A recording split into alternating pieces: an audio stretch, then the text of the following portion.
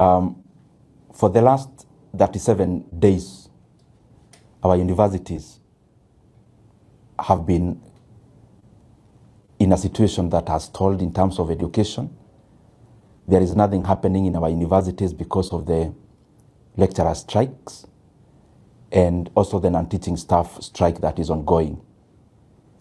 And it seems the government has totally abdicated its duty because we do not see the urgency on the side of government when it comes to handling the strike that is currently ongoing in our universities. And it is very appalling. And to make the matter worse, we have seen in the recent past that the government has now started threatening UASU and Kudheiha. Yet what they are asking for is the government to honor what the government has already signed in the past. And we are demanding and asking.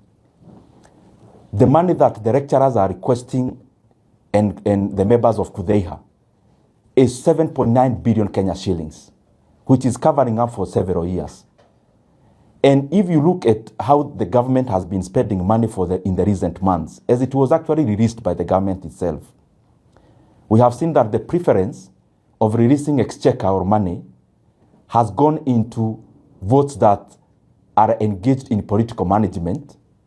That is why you see the operations and management budgets in the big offices.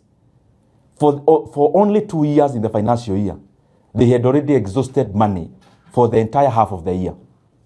So the country is very eager to fund political management and to fund political barazas like the one we've been seeing in the name of empowerment, but they cannot find 7.9 billion shillings to honor a CBA that is already in place, as signed through UASU and Kudheiha.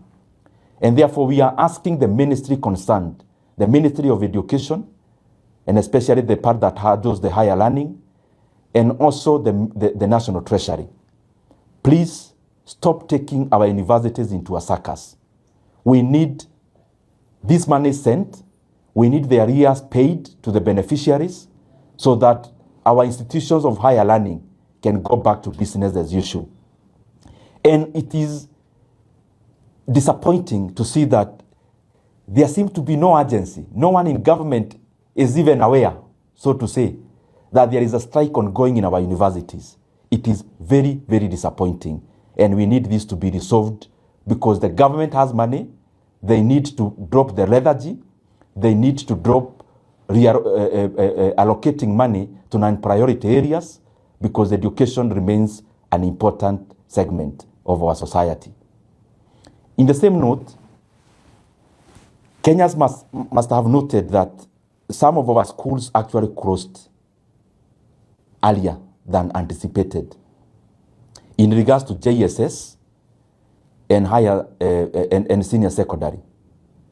And it is basically because the government also refused and abdicated to send money for capitation to the JSS learners and to the schools in the senior secondary. And I'm wondering, what is then the priority? We seem to have our priorities upside down because what we say in public, and especially what the government says in public, they don't seem to want to honor it when it comes to where the rubber meets the road. That our schools across the country received just a small fraction of capitation. And some had to actually close earlier because they had no money to run the schools for the remaining days. It is important that we bring back education to where it belongs in Kenya.